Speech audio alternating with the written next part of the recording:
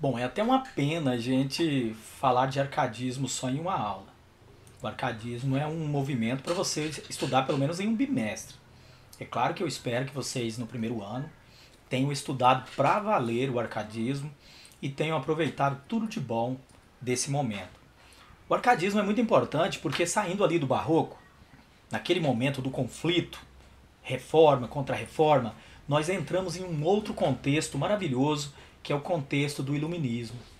O contexto das revoluções, né? Revolução Francesa. Olha que momento maravilhoso. E aqui no Brasil ainda tem outro contexto.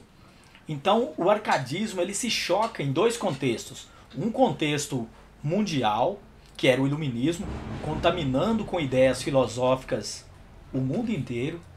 As revoluções europeias, a Revolução Francesa, ela também influenciando o mundo inteiro e, claro, influenciando nossos brasileiros. E aqui no Brasil nós tivemos uma mini revolução que foi a Inconfidência Mineira. Ou seja, um contexto também brasileiro.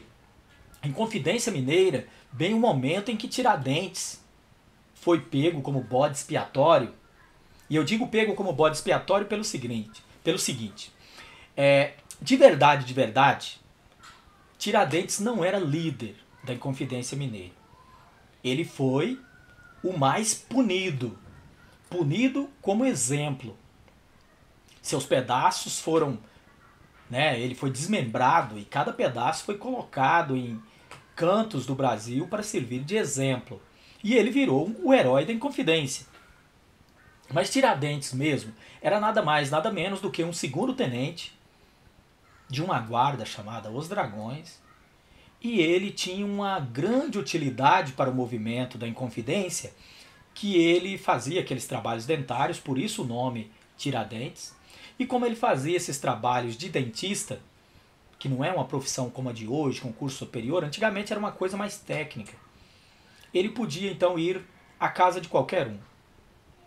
O que estava acontecendo no Brasil? Um imposto muito alto. Tudo que os brasileiros produziam, de tudo que eles produziam, um quinto, uma parte dessa, dividia em cinco e uma parte, um quinto, tinha que ser dado à coroa portuguesa. E os brasileiros estavam, como sempre, né? Brasileiro, desde aquele momento já era brasileiro, e não queriam pagar esse quinto. Inclusive foi daí que vem aquela expressão quinto dos infernos. É daí que vem a expressão quinto dos infernos.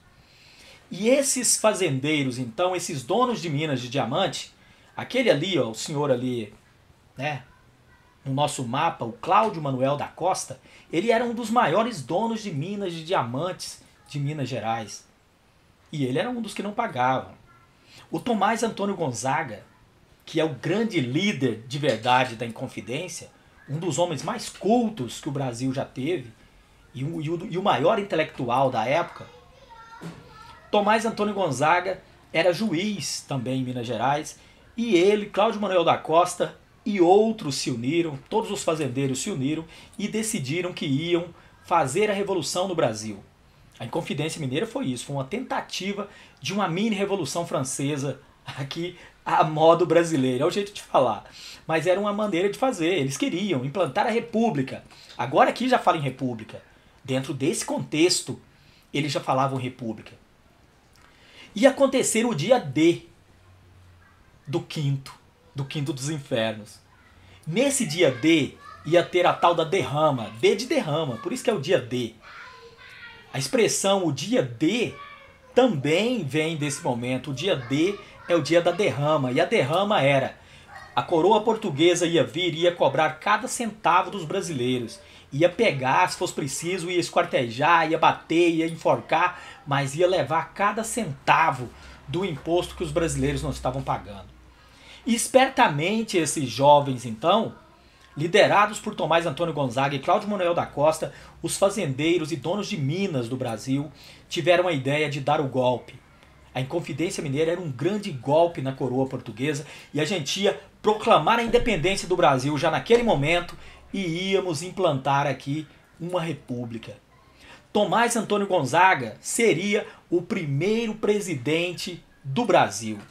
Eles já tinham até um texto para a primeira Constituição da República Brasileira. O negócio não deu certo, como vocês já conhecem dos livros de história. Alguém, um sujeito chamado Silvério Antônio dos Reis, ele foi lá e dedurou todo mundo. Ele chegou na coroa portuguesa e ele era um dos fazendeiros que mais devia. A dívida dele era gigantesca. Gigantesca. Então Silvérião chegou lá e disse, olha, eu quero fazer um acordo. Estão preparando um golpe aí e eu conto todos os nomes, conto direitinho se eu tiver todas as minhas dívidas perdoadas. E claro que ele conseguiu e ele dedurou todo mundo. Dedurou Tomás Antônio Gonzaga, dedurou Cláudio Manuel da Costa, dedurou Tiradentes. E aí, meus amigos, o resto vocês já conhecem. Tiradentes foi enforcado, Cláudio Manuel da Costa foi preso e ele suicidou-se na prisão. Acredita, na verdade, que suicidaram ele lá dentro. E o Tomás Antônio Gonzaga, ele foi preso durante uns tempos e depois ele foi exilado. Nunca mais ele pôde voltar ao Brasil. E dentro desse contexto, acontece o arcadismo. Então, olha só, essa galera era revolucionária, mas nos textos não falam disso. Tirando cartas chilenas ali do Tomás Antônio Gonzaga, os outros textos não falam disso. O texto fala de carpe diem, né? O arcadismo é completamente diferente do barroco. Aqui não se fala em religião cristã, a gente não fala nada de cristianismo, até porque eles queriam trazer o clássico de volta. Por isso que o arcadismo tem o nome de neoclassicismo. Neo significa novo, então novo classicismo, neoclassicismo. Eles queriam trazer de volta o classicismo. E dentro do mundo do classicismo não se fala em religião cristã. Aqui a gente fala dos mitos de novo. A gente fala de Zeus, de Hera, a gente fala de Aquiles. E inclusive esse monte de termos latinos adoravam. Ó, aurea mediocritas. A áurea mediocritas, gente, é nada mais, nada menos do que valorizar a simplicidade. Então, nos textos vocês vão ler coisas simples, características de vida simples. Tanto que cada poeta arcadista tinha um pseudônimo. Pseudônimo, um nome falso. Eles não usavam o nome verdadeiro. Você não tem textos de Cláudio Manuel da Costa. Você não tem textos de Tomás Antônio Gonzaga. Você tem textos de Dirceu. Dirceu. O pseudônimo do Tomás Antônio Gonzaga é Dirceu. Eles pegavam nomes gregos. A Arcádia, gente, para quem não estudou, a Arcádia, na verdade, era uma região grega onde moravam poetas pastores. Dentro da mitologia grega, a Arcádia é esse lugar. Uma região habitada por pastores poetas. Eles viviam ali tocando suas flautinhas, tocando sua lira e cuidando das ovelhinhas. E eles então mentalizaram esse lugar, é um lugar idealizado, a Arcádia.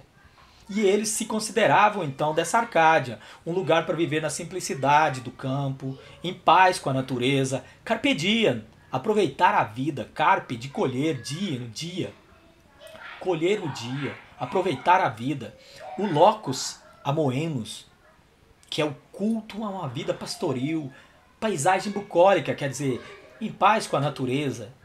E a inútilia truncati, que é o inútil atrapalha, você não tem que lutar por coisas inúteis. Coisas inúteis fazem atrapalhar. E o fugere urban, que é o desejo de fugir da cidade. A gente quer a paz da natureza, a gente quer a simplicidade, a gente quer a tranquilidade, a calma. E claro, então vai ter o culto à natureza. Cultuar o homem em estado natural, o homem ali puro e belo. Rousseau até dizia isso, que o homem é bom. Se quiser citar um filósofo, olha, grande influenciador dessa filosofia, Rousseau era um desses. Para Rousseau, o homem nasce bom. Essa vida em sociedade é que vai destruindo tudo de bom que o homem tem. Pode até usar nas redações de vocês. Então o que eles queriam era isso, uma arte desprovida de excessos, uma coisa mais simples. Então lá no barroco tinha linguagem muito difícil, aqui nós queremos um vocabulário mais simples. Lá no barroco tinha esse apego a essa briga, esse conflito, aqui a gente quer paz, tranquilidade, claridade. O livro mais importante de Tomás Antônio Gonzaga é o Marília de Dirceu. Para quem não sabe, Tomás Antônio Gonzaga, como eu disse, era o líder da Inconfidência e ele seria o primeiro presidente brasileiro ia proclamar a república aqui. O negócio não deu certo e ele foi preso. Durante o momento que ele estava preso, ele escreveu esse livro maravilhoso que já é a sementinha do romantismo no Brasil, um livro inteirinho dedicado a uma única mulher, Marília de Dirceu. Dirceu é nosso amigo Tomás Antônio Gonzaga. A Marília, ela também existia, meus amigos.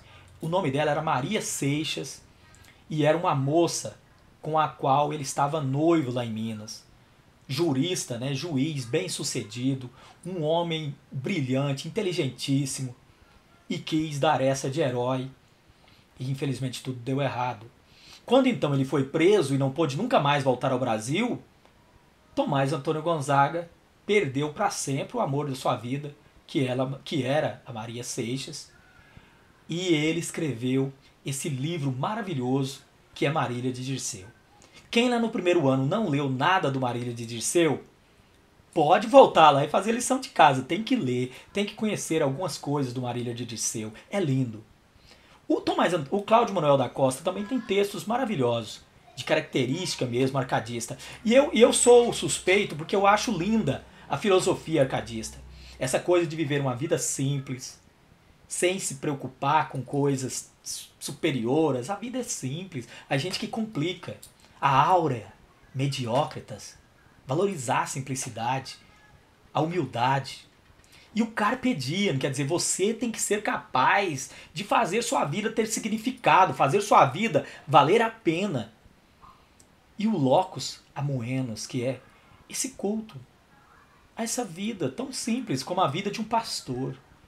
A vida tão simples como a vida de alguém que vive em paz com a natureza. Fugir. Fala a verdade, vocês também nunca tiveram essa vontade de fugir desse turbilhão todo da cidade? Esse Fulgere Urban. E eu até que concordo com o Rousseau. Todos nós somos bons. A vida aos poucos é que vai nos fazendo, talvez maus, talvez não. Linda, gente, a filosofia do arcadismo. Basicamente, aqui nós temos contexto, só acrescenta no seu contexto aí que também teve a Inconfidência Mineira. No meu aqui não tem. Mas acrescenta aí. Depois, quando eu passar aqui o mapinha para você, você acrescenta. O resto é isso. Dúvidas, pergunta para mim, né? Lá no WhatsApp.